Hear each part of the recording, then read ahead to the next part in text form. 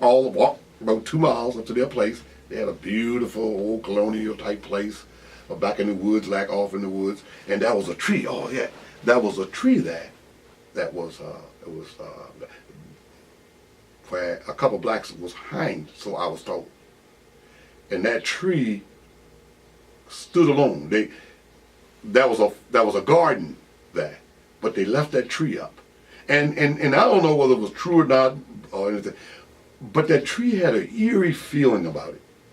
It looked out of place. It was old. It was an old tree, and it looked like something you could hang somebody around. But I used to always walk by it and kind of like belly it a little bit around it, and would always look at that tree, and it was there by itself.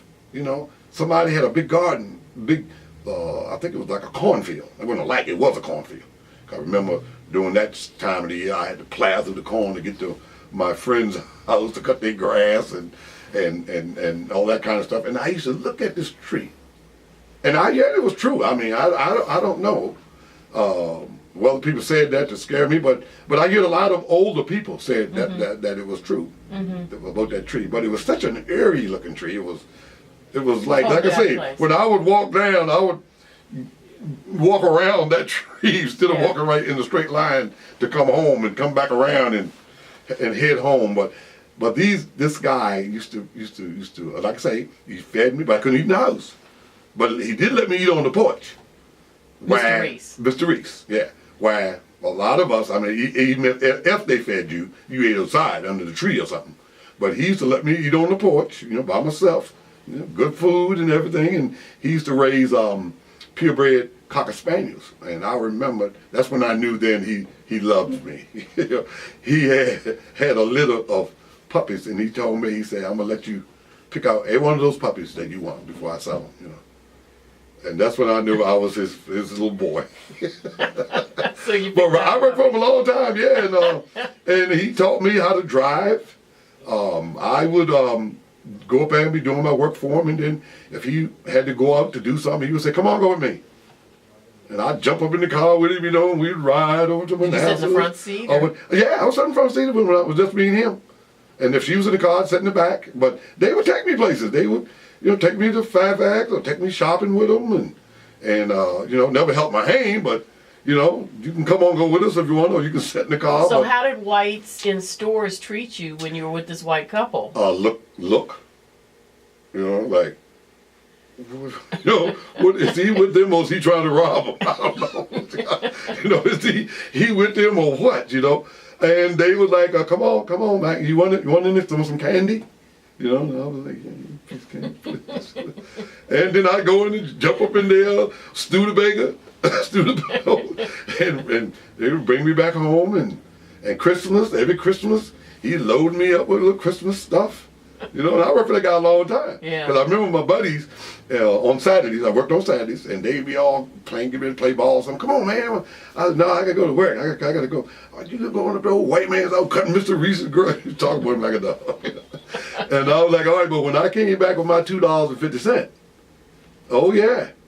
Yeah, because, that was a whole lot of money for a 7-year-old boy. Because the average piece of candy was like 3 or 4 cents. A Baby Ruth bar was about that long and that big. What we pay about $100 for it now? We paid 5 cents. Yeah. Yeah. One of the things you told me that I thought was interesting that was segregated was laundromats. We don't think about that. Yeah, right. That's right. In fact, it was not only that. I remember when we couldn't go in them. When they first started them, you couldn't wash your clothes in a laundromat. But they had segregated laundromats. Almost everything at that time, even to the smallest thing, was some segregation hooked to it.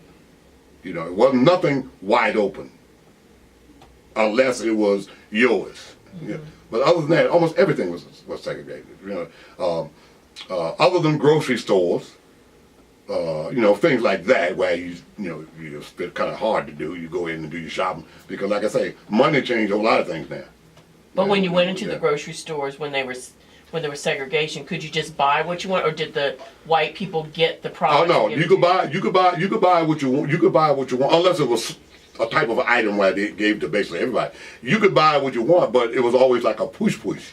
You know, in other words, don't sit up there now and do what you're doing now, scratching your face. Well, do I want this nice one, or do I want to, I want to feel this one or feel that one? No, it was always like, okay, get what you're gonna get. And get out of here. Get what you're gonna get out of here. Yeah, but no, it's actually being said like that. But is there anything I can help you with? Wasn't like I want to help you. It was like, get it and get out of here. But money. That was one of the things that right today, it was even back then. Now, if you like my uncle was treated real well because he had money. Yeah. And he spent all, well,